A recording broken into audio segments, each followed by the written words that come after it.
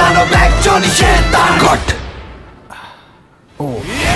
রিলিজের পর ঝড় তুলেছে শাকিব খানের আসন্ন ছবি তাণ্ডব সিনেমার ফরকাস্ট টিজার। ফরকাস্ট নিয়ে নির্মাতা রায়হান রাফি এক সংবাদ মাধ্যমকে বলেন, ফরকাস্ট নিয়ে শহরে তাণ্ডব শুরু হয়ে গেছে। দর্শকেরা দারুণভাবে গ্রহণ করেছে। এক ঝলকে যা দেখেছি সব কিছুই দেশের ভিতরে শ্যুট করা।